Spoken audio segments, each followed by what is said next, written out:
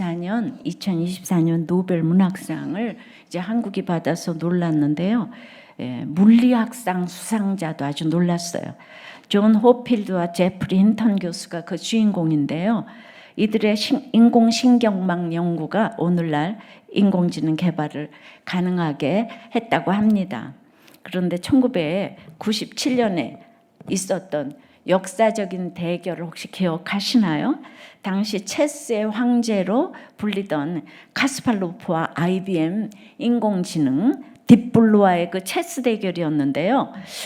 첫 판은 카스파로프가 이겼어요. 근데 둘째 판에서 딥블루에게 졌는데 이어지는 네 판에서 그대로 다 진 거예요. 인공지능에게 패배한 최초의 인간이라는 타이틀을 받게 되었는데요. 세계 최고의 선수였던 카스파로프에게 이 패배는 받아들이기가 너무너무 어려운 현실이었어요. 그래서 그는 경기의 공정성에 의문을 제기하고 딥블루의 프로그래밍에도 문제가 있다고 주장을 했습니다. 하지만 20년이 지난 2016년 카스파로프는 자신의 주장을 철회하고 당시의 패배를 인정했어요. 더 나아가 그는 인공지능과 인간의 협력이 더 나은 미래를 만들 수 있다는 희망적인 메시지도 전했습니다. 카스파로프의 이야기는 우리가 패배를 인정하는 것이 얼마나 어려운지와 그리고 시간이 지나며 패배를 받아들이는 것이 또 얼마나 성장이고 성숙임을 보여지는지를 알려줍니다. 오늘 우리가 살펴볼 아마샤도 화를 자취하여 큰 패배를 당합니다. 그런데 그는 패배 후 15년을 더 살았어요. 근데 그 15년을 어떻게 보냈을까요? 어떻게 보내야만 했을까요? 오늘 말씀을 통해서 우리에게도 불쑥 찾아오는 이 패배와 그 이후 수치스러운 시간을 어떻게 보내야 하는지를 함께 생각해 보겠습니다. 패한 후 15년 첫 번째는요. 패배는 하나님의 사랑의 징계입니다. 12절부터 읽을게요. 유다가 이스라엘 앞에서 패하여 각기 장막으로 도망한지라 이스라엘 왕 요아스가 베세메스에서 아시아의 손자 요아스의 아들 유다 왕 아마샤를 사로잡고 예루살렘에 이르러 예루살렘 성벽을 에브라임 문에서부터 성 모퉁이 문까지 400규빗을 헐고 또 여호와의 성전과 왕궁 곳간에 있는 금, 은과 모든 기명을 탈취하고 또 사람을 볼모로 잡고서 사마리아로 돌아갔더라. 아마샤는 화를 자취하여 북이스라엘을 치러 나갑니다. 북쪽의 왕 요아스가 싸움을 거절했는데도 듣지 않았어요. 자기 고집대로 일을 진행시킵니다. 그 결과는 패배였어요. 그런데 유다가 이스라엘에게 패했다고 하지 않고 이스라엘 앞에서 패했다고 해요. 그러니까 유다를 패배시킨 존재가 이스라엘이 아니라는 거예요. 이스라엘은 유다가 패배당하는 일을 보고 있었다는 것이에요. 이는 바로 신적 수동태입니다. 유다가 하나님에 의해 패배를 당했다는 거예요. 하나님이 유다를 치셨다는 뜻입니다. 징계예요. 유다의 패배는 에돔의 우상을 섬긴 죄에 대한 하나님의 징계입니다. 이스라엘은 유다의 30만 군대가 스스로 무너지듯 패하여 도망가는 것을 보고 승리를 얻었습니다. 그리고 이 전쟁을 일으킨 주범인 아마샤를 사로잡았어요. 유다 병사들은 집으로 도망했지만 왕은 체포되었습니다. 왜죠? 전쟁의 책임이 아마샤 왕에게 있기 때문이에요. 열왕기 기자는 아마샤를 굳이 아시아의 손자 요아스의 아들이라고 소개해요.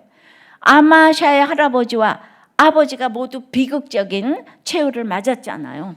할아버지 아시아는 예후에게 처형이 되었고요. 아버지 요아스는 신복에게 살해가 되었어요. 고조 할아버지 여호사밧이 아들 여호람을 아합의 집의 딸인 아달랴와 불신 결혼시킨 결과라고 성경은 계속 말하고 있어요.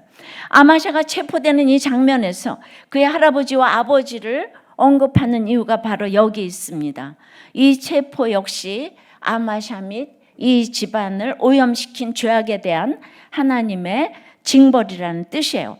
요아스 왕은 아마샤를 사로잡는 데서 멈추지 않아요.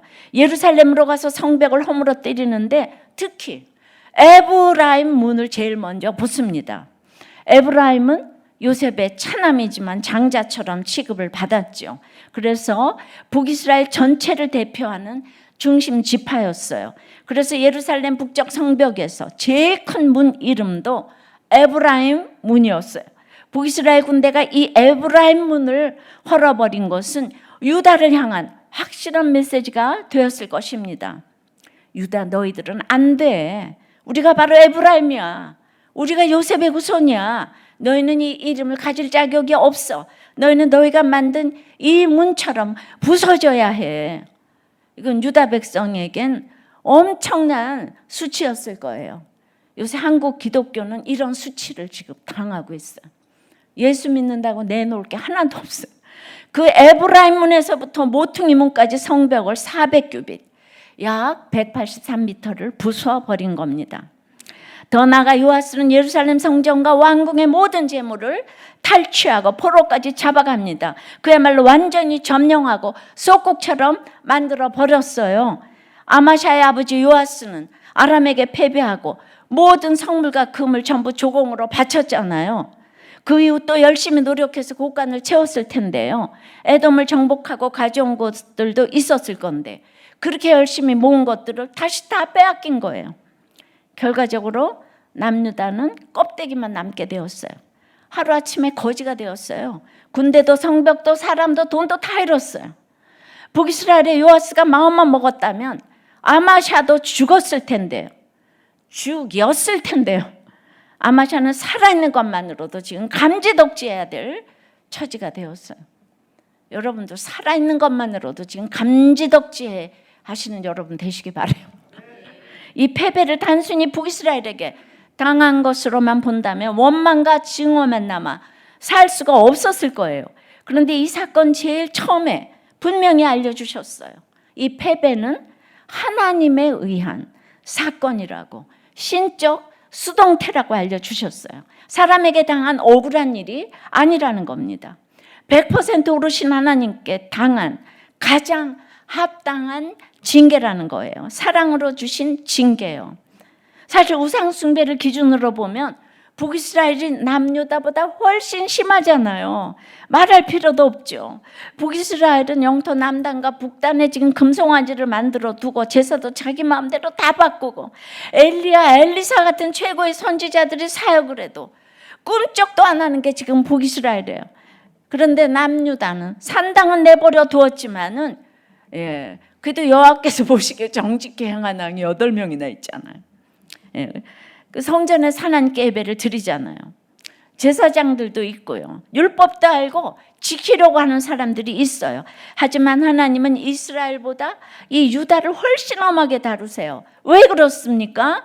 예수의 씨가 북이스라엘이 아닌 남유다에 있기 때문이에요. 구속사의 계보가 에브라임, 즉 요셉이 아니라 유다에서 이어지기 때문이에요. 그렇기 때문에 하나님의 관심과 기대가 북이스라엘보다 남유다에 있는 거예요. 그래서 더 작은 죄라도 하나님은 유다의 죄를, 이 다윗 후손들의 죄를 훨씬 더 심각하게 보고 다루십니다.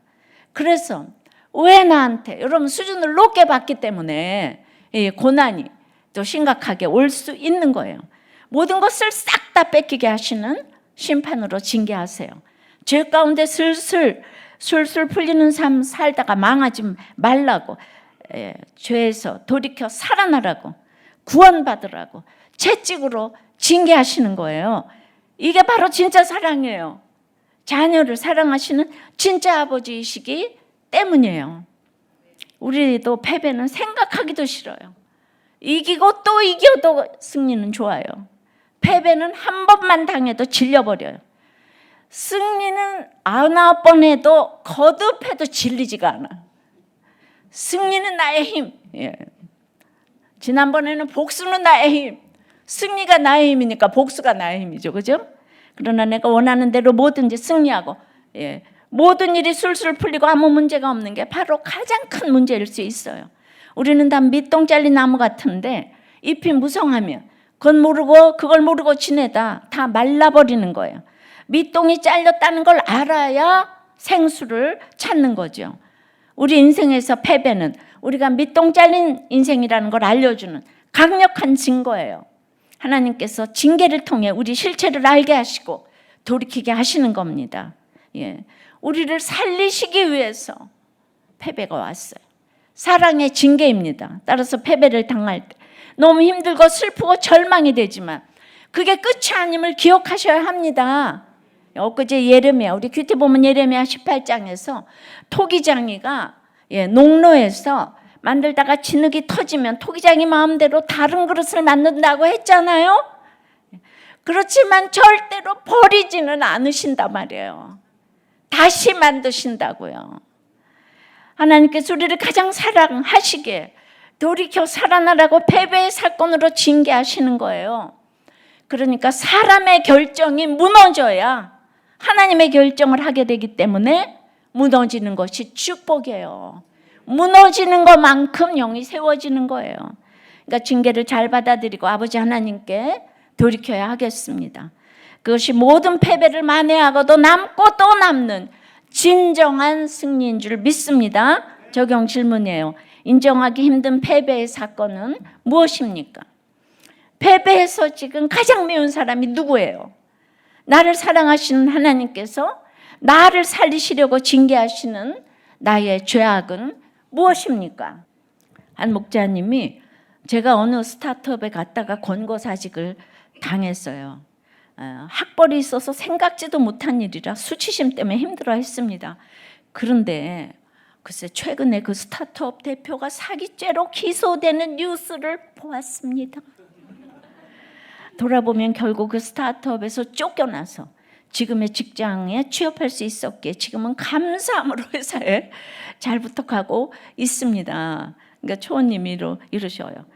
목자님은 당시에는 높은 학력자임에도 불구하고 권고사직을 당하고 수치를 당하게 되었지만 사실 그런 힘든 과정이 있었기에 지금 회사에서 최선을 다한 거죠. 잘렸기 때문에. 그래서 오늘의 내가 있게 된 거예요. 그러니 내 학벌로도 하찮아 보이는 데서 쫓겨날 수 있었던 것이 수치가 아니라 축복 중에 축복인 거예요. 결국 하나님의 징계였죠. 하나님이 하신 겁니다. 그러니까 우리가 늘 그렇게 예스를 하면 되는데 맨날 아니야 그게 아니고 이러잖아요. 그죠? 자, 패한 후 15년 첫째는 뭐죠? 패배는 하나님의 사랑의 증거예요. 두 번째는 그러니까 이 15년은 회개의 기회인 거예요. 15절부터 읽어요. 요아스의 남은 사적과 그의 업적과 또 유다의 왕 아마샤와 싸운 일은 이스라엘 역대 지략에 기록되지 아니하였느냐. 요아스가 그의 조상들과 함께 자매 이스라엘 왕들과 사마리아에 함께 장사되고 그의 아들 여로보암이 대신하여 왕이 되니라. 이스라엘의 왕 요아스의 아들 요아스가 죽은 후에도 유다의 왕 요아스의 아들 아마샤가 15년간을 생존하였더라. 아마샤의 남은 행적은 유다 왕 역대 지략에 기록되지 아니하였느냐. 15절에서 16절은요 요아스의 일생을 정리하는 문구인데요. 근데 이 똑같은 문구가 13장 12절 13절에 나왔어요. 이 똑같아요 문구가. 요아스의 남은 사적 업적 유다의 왕 아마샤 싸운 일은 역대지략에 기록되지 아니하였느냐. 여로보암이 대신하여 왕이 되니라. 글쎄 성경의 한 절이 너무 중요한데 똑같이 반복돼서 요아스의 죽음을 두 번이나 언급했어요. 그래서 요아스에게만 그래서 특별히 두 번이나 사용된 단어가 있는데요. 업적이라는 단어예요. 위대한 일, 큰 일. 열왕기하에 나오는 남북의 많은 왕들 중에 딱 5명에게만 쓰인 이 업적이라는 단어.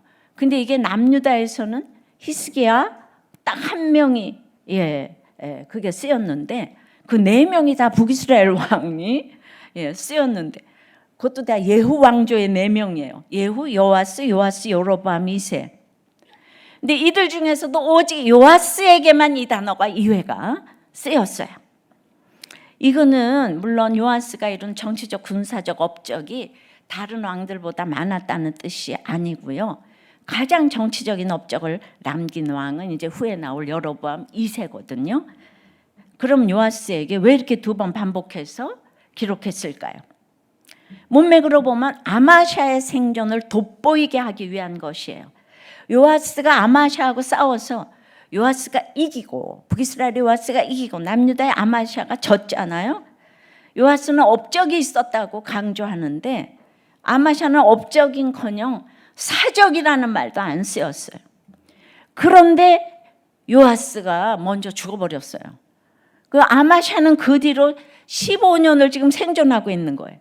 이 15년의 생존을 돋보이게 하기 위해서 요아스의 죽음이 다시 기록된 건데요.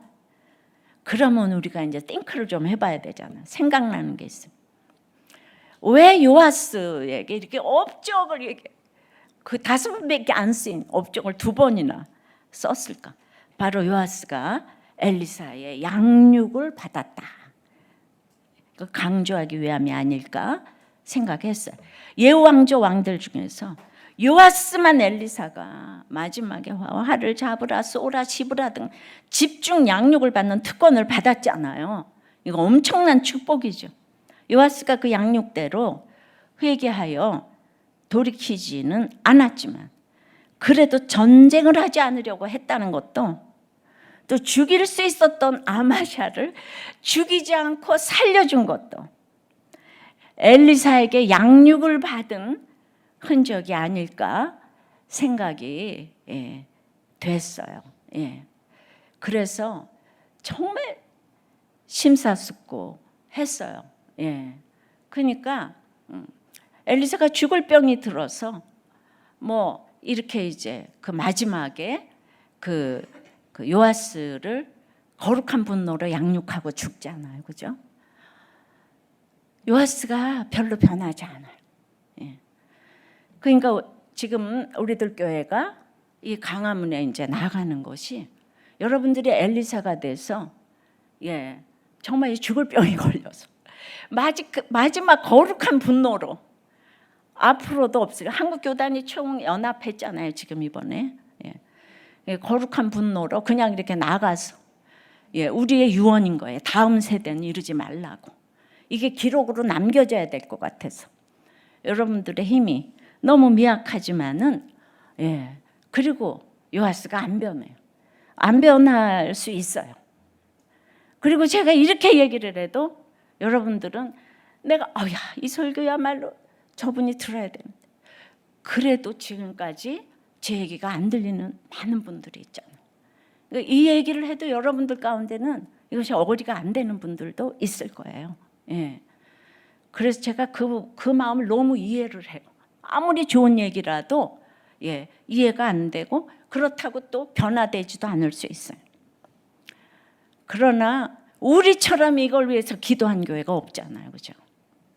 그래서 저는 이 죽을 힘으로 마지막 거룩한 분노로 한번 나가서 우리의 유언을 남겨두자. 이 양육이야말로 업적이라는 대단한 단어를 2번이나 써서 강조할 일이라고 생각하고요. 업적보다 이 양육이 더 위대한 일, 더 큰 일이라고 생각합니다. 그럼 패배자가 된 아마샤는 그 15년을 어떻게 보냈을까요? 성경은요, 그저 15년을 생존했다. 그냥 살아있었다고만 하는 거예요. 특별한 일 없이, 기록할 만한 변화 없이 그저 살던 모습 그대로 살았다는 뜻일 거예요. 회개 없이 정직하기만 한 모습으로, 네가 감히 하는 교만한 모습으로 살아갔을 거예요. 그런데 하나님은 왜 아마샤에게 15년이란 시간을 허락하셨을까요? 나중에 히스기야에게도 15년의 시간이 허락되잖아요. 숫자 자체의 의미가 있는 것은 아니겠지만 이것은 하나님이 은혜로 허락하신 시간을 상징한다고 볼 수 있어요. 무엇을 위한 은혜였을까요? 아마샤는 15년의 시간에 자신의 회개 없는 정직을 깨닫고 자신의 복수심과 교만함을 돌아보며 회개했어야 해요. 그런데 기다려주시는 하나님께서 주신 은혜를 받지 않은 겁니다. 우리도 너무 큰 패배와 실패를 겪을 때가 있어요. 지금 그런 고난을 겪는 중에 계신 분들도 있겠죠. 더 이상 살기가 싫고 살 수가 없다는 생각에 사로잡힐 수 있어요. 근데 오늘 이 고난에 눌리면서도 이렇게 살게 하신 것이 우연이 아니에요. 이 말씀을 듣게 하신 이유가 있습니다.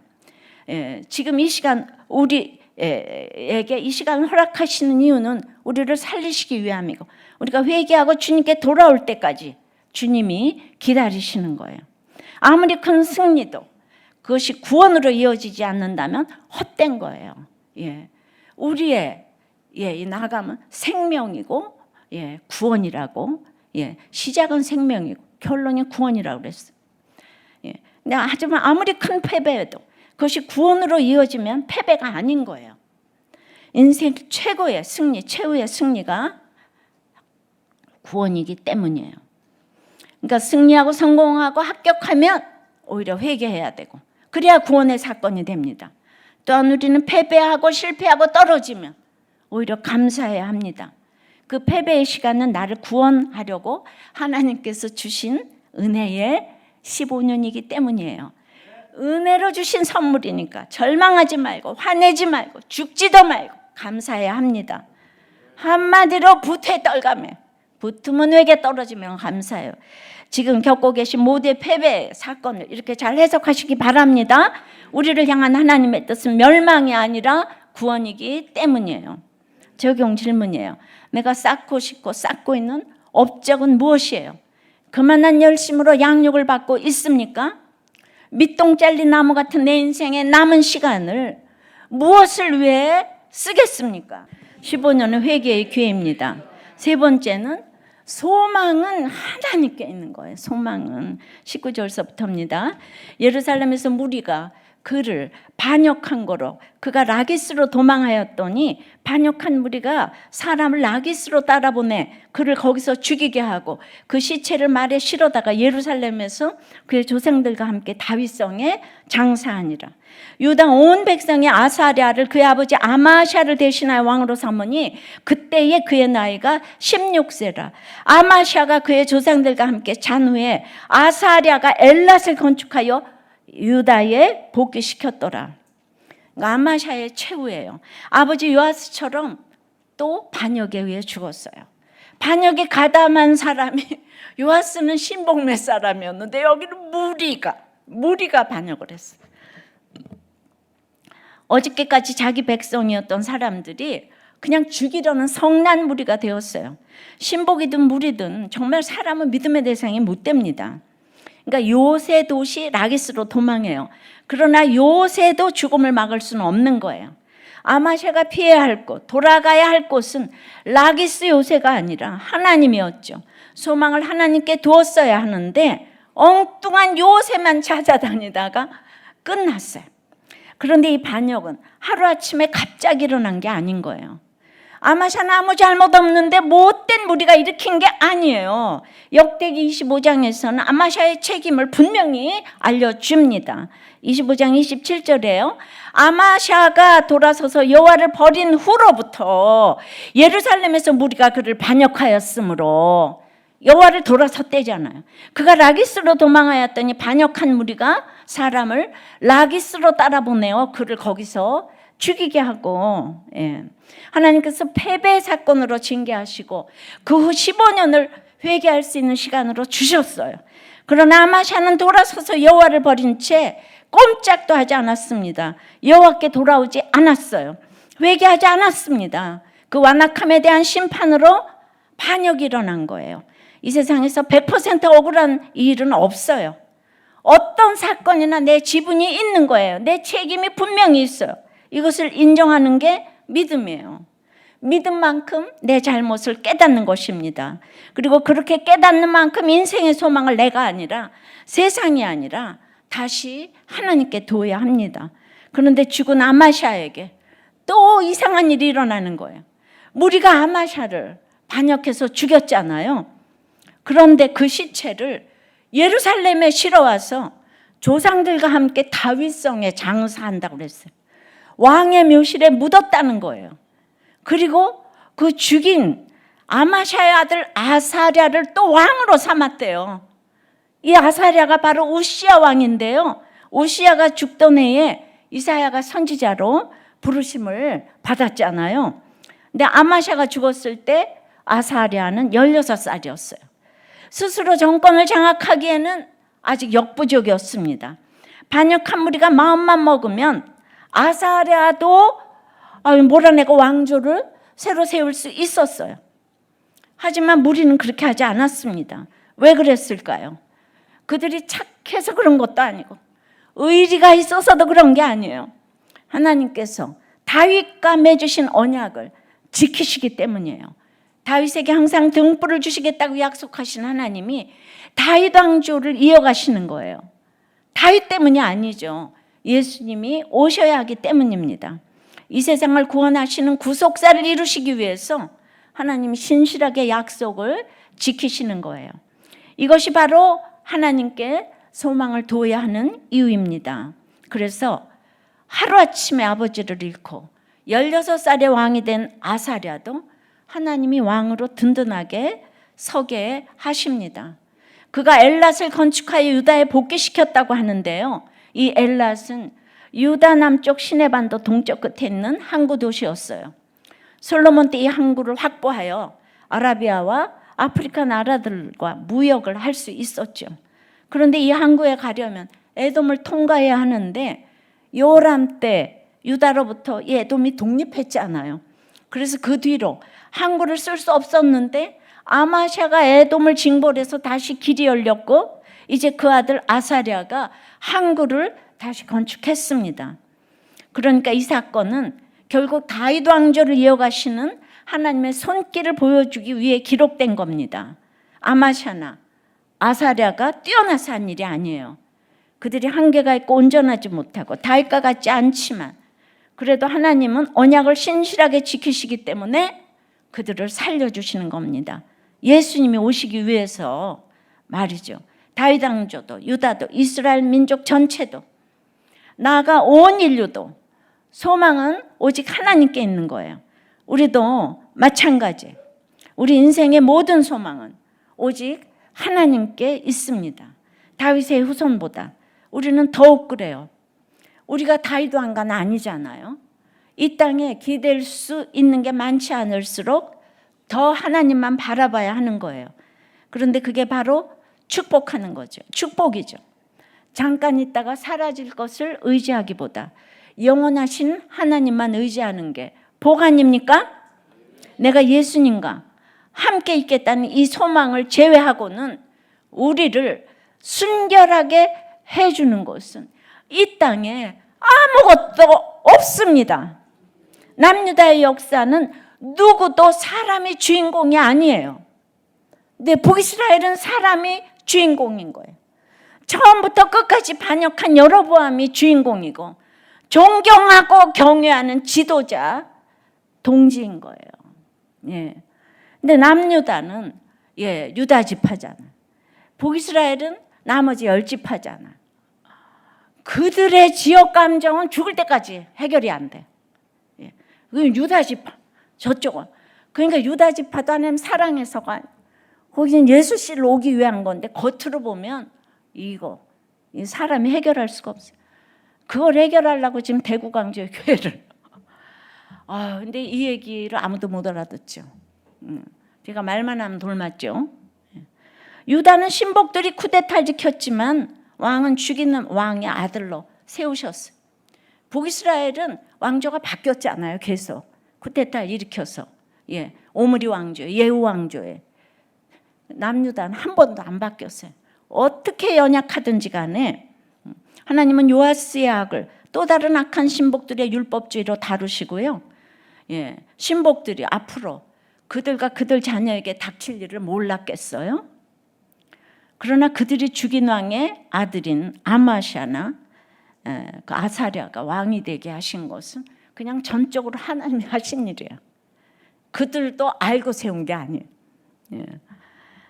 그래서 예수님의 족보는 사람이 주인공이 아닌 거예요. 사람을 주인공으로 놓고 읽으니까 읽어도 깨달아지지 않아요. 이 성경이. 그래도 믿음은 들음에서 난다고 하니까 붙어만 있으면 주님이 이 세상과 내 인생의 주인공이구나를 깨닫게 되는 날이 어느 날 오는 거예요.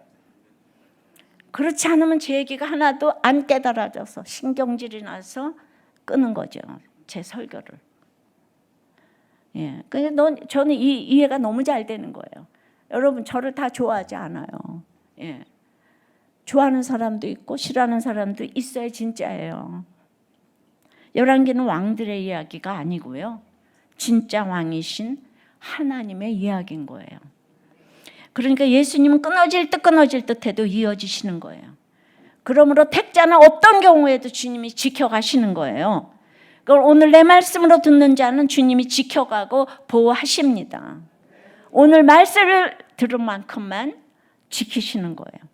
그래서 우리가 큐티를 하고 그걸 믿고 그대로 적용하는 거는요, 내가 인간의 욕심으로 한 게 아니니까 그걸 잘못했어도 지켜가시는 게 있는 거예요.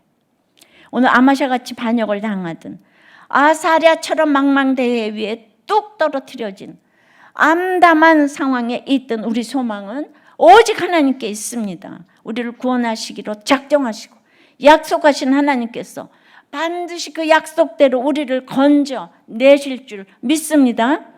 특별히 오늘 이 대구에서 함께 예배를 드리는데 대구 채플이 이 지역에 하나님의 소망을 전하는 교회로 우뚝 세워지기를 바라요. 우리 교회 부흥이 목적이 아니에요.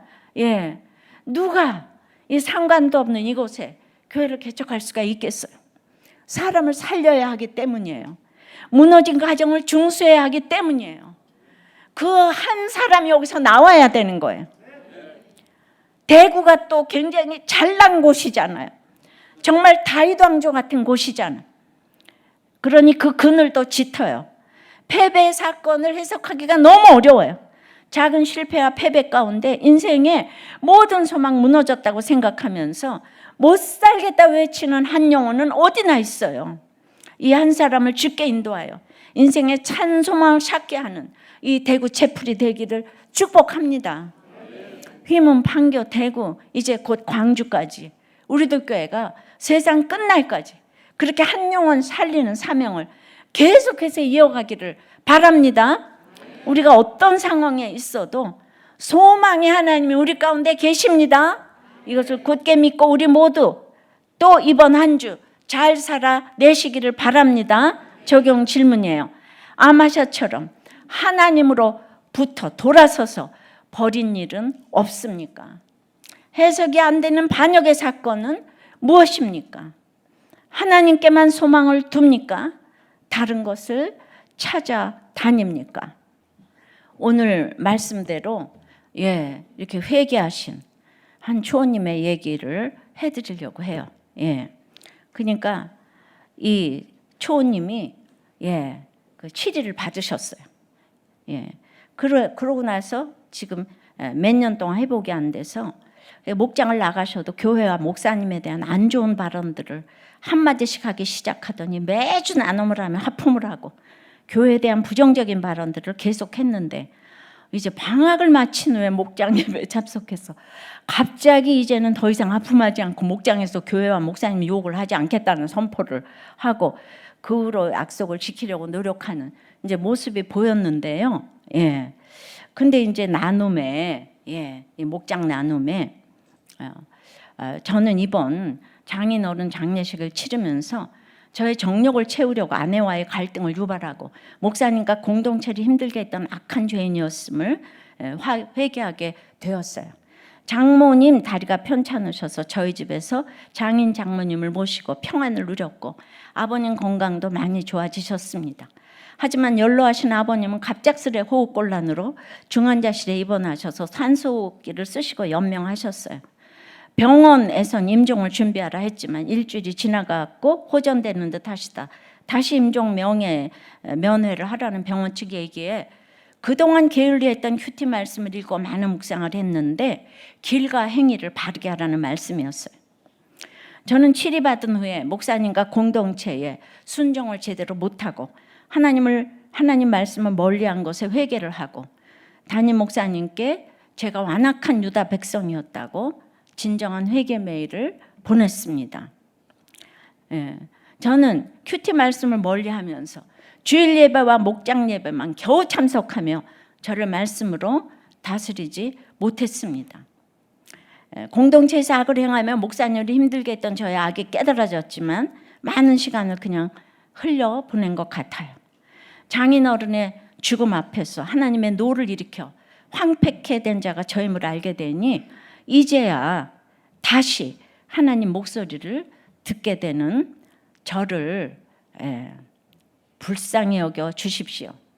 예수님을 3번이나 부인한 베드로 같은 제가 다시 한 번 더 목사님께 용서를 구합니다. 목사님의 큐티 사역이 더 많은 사람을 살리는 사역이 되시기를 기도하겠습니다. 이렇게 저에게 메일을 보냈어요. 그런데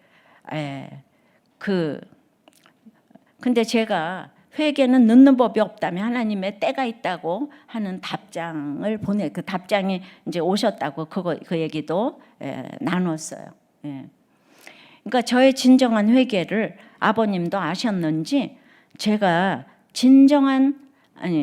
회개한 그 다음 날 아버님이 소천하셨어요.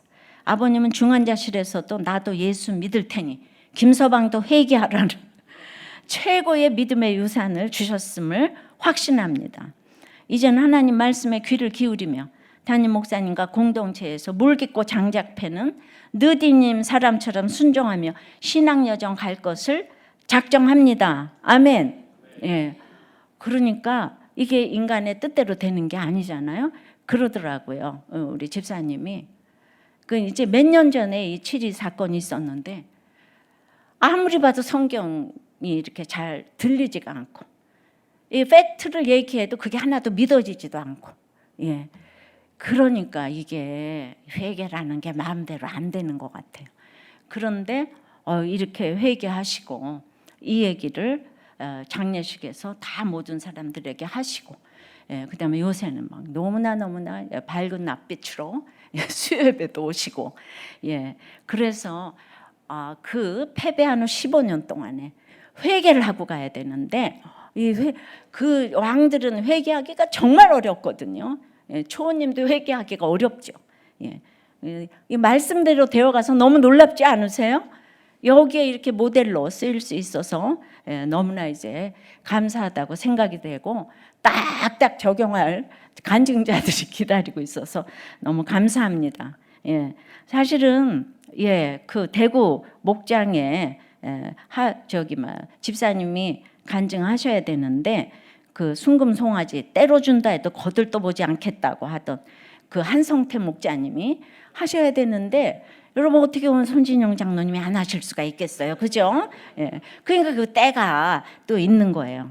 그래서 그냥 저한테 또 편지 보내주셨어요. 그냥 그 교통사고 주인공 이금희 박정용 부부 또 치매로 신천지 구역장께 휩쓸려 가셨던 손대원 성도님, 또 이제 사기꾼 목장 시작 기도 후에 아내 집사님에게 사기꾼 같은 기도를 한다는 말을 듣고 목장에서 그 분을 터뜨리며 이제 부목자 내려놓겠다는 이제 또 이렇게 그 부목자님 또 병원 방사선과 일을 하다가 뇌경색을 앓은 후 힘들게 일자리를 구하고 칼날에 물방울 같이 간들거리던 이제 양교를 받고 있는 또 부목자님.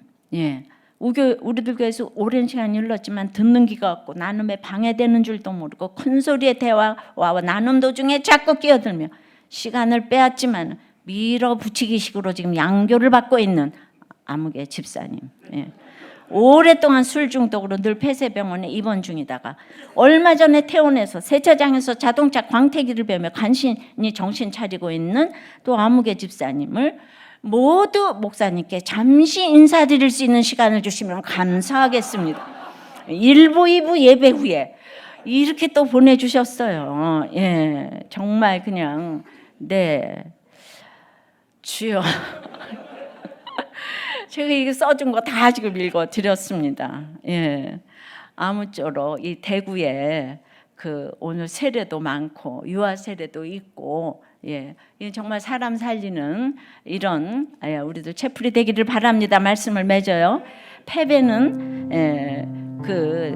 패한 후 15년에 패배는 하나님의 사랑의 징계라고 그랬어. 15년은 회개의 기회라고 했습니다. 소망은 하나님께 있다고 했습니다. 오직 주 예수보다 귀한 것은 이제 없는 것. 기도할게요. 살아오면서 내 인생의 실패가 얼마나 많았을까요? 그 모든 실패가 사랑의 징계가 되게 하셔서 지금 이렇게 예배를 드리는 인생을 살게 해주셔서 너무나도 감사합니다. 주님, 참으로 이 폐한 후 15년의 그 삶 동안이 회개의 기회가 되어야 하는데 주님, 우리들은 이제 자녀들을 어떻게 양육시켜야 될지 모르겠습니다. 너무나 풍요한 이 시대에. 그래서 이제 하나님께서 주신 축복이 얼마나 대단한데 우리가 양육을 받고 자녀들에게 양육을 받게 하는 이것이 우리들의 가장 큰 업적이 될 터인데 주님, 시작도 못하고 있는 집들이 너무나 많아요. 그래서 이제 우리는 엘리사가 죽을 병에 걸려서 마지막 거룩한 분노로 참으로 양육을 하고 갔다고 했는데 주님, 그런 마음으로 우리의 유언을 이 역사에서 남겨놓기를 바라요. 우리 부모 세대는 그렇게 주님을 사랑했노라고 우리 다음 세대도 반드시 부모들의 기도를 기억하기를 바란다고 시공간을 초월하시는 우리 주님이기 때문에 우리가 이렇게 참으로 유언으로 남겨놓을 때 언젠가는 하나님이 방문하셔서 우리 부모들의 믿음을 이제 알려주실 줄 믿습니다. 아멘. 그러므로 우리가 내가 양육받고 양육하고 양육시키고 하는 것이 저절로 우리 자녀들의 갈 줄을 믿사옵고 아멘. 이것이 가장 큰 업적으로 남게 될 줄을 믿습니다. 아멘. 주님, 함께하여 주시옵시고 아멘. 저희들이 기도로 힘을 모으기를 바라고 이것이 기록되어지는 우리들의 발걸음이 될 수 있도록 역사하여 주시옵소서. 아멘.